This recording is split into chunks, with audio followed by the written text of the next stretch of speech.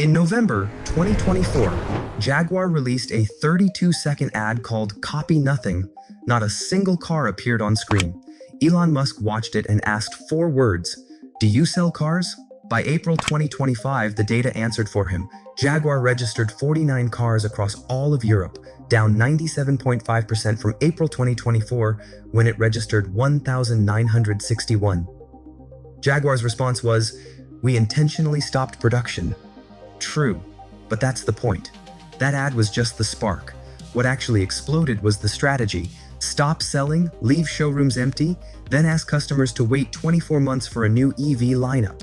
And in luxury, attention can't buy trust. Stay to the end because in this video, I'm going to decode Jaguar in 3 layers. Layer 1. Why an ad with no car turned Jaguar into a global punchline, and how, once an image gets framed a certain way, brand credibility collapses fast. Layer 2. Why this isn't just bad marketing, but a trust event. Customers walk away, dealers freeze, and Jaguar is asking the market to wait 2 years. Layer 3. The uncomfortable truth: Jaguar has reinvented itself more than once in its history. Moving into ultra-luxury EVs could be the only way to survive and earn more per car.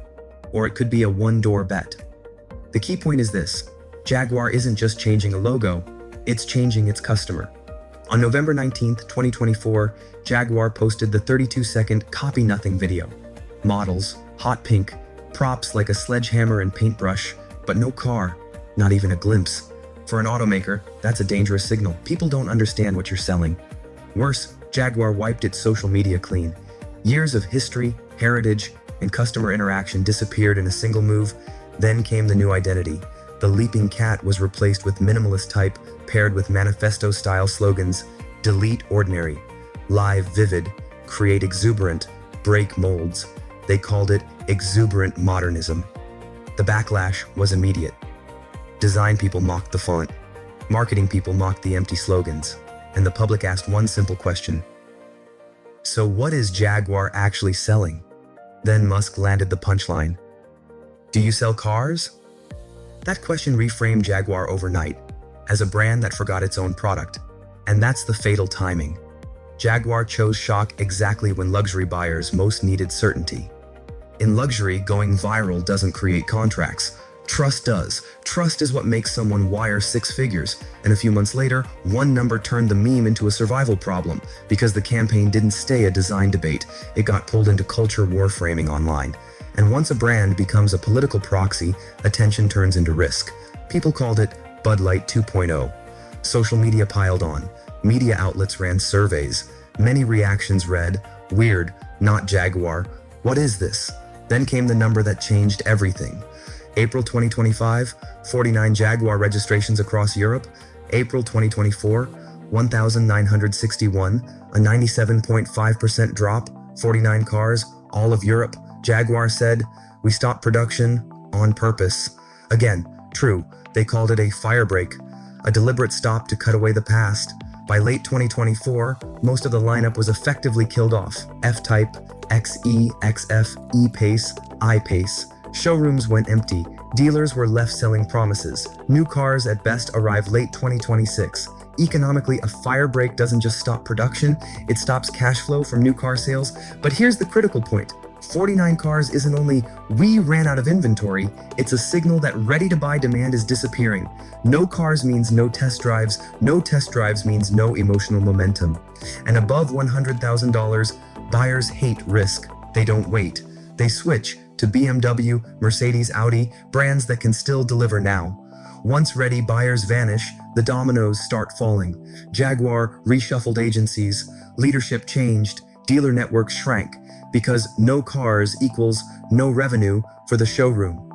Meanwhile, JLR still posted strong profits, because Land Rover was printing money. So the luxury market didn't collapse. The problem wasn't the category. The problem was Jaguar's conversion engine, retention line. The real question isn't, was the ad bad? The real question is, why did Jaguar choose a transformation with no reverse gear, burning the present before the future exists? People keep saying Jaguar should go back to its roots. But does Jaguar have roots the way Porsche or BMW does? The internet screams return to heritage. But here's the honest question. Does Jaguar have a single identity that runs cleanly through 100 years? When you look closely, Jaguar doesn't have one uninterrupted DNA like the 911, the S-Class, or the 3 Series. Jaguar has cycles, bursts of clear positioning, then reinvention to survive. It started as Swallow Sidecar in 1922. The early formula was brutally practical. Make the car look expensive while keeping the underlying platform affordable. Jaguar's earliest DNA was luxury you can almost reach. Then came SS cars in 1934, and after the war it became Jaguar in 1945 because history forced the change. From the beginning, Jaguar lived on redefinition, and yes, Jaguar had real glory years. XK120, Le Mans wins with C-Type and D-Type, and the peak myth of the E-Type. Beautiful, fast, seductive, and priced aggressively versus rivals. That's the closest Jaguar ever came to a perfect formula. Then ownership and execution broke the identity. British Leyland damaged quality, and the unreliable reputation stuck. The 1980s helped recover image. Under Ford, Jaguar chased new buyers, sometimes younger, sometimes supercar fantasy, often misaligned.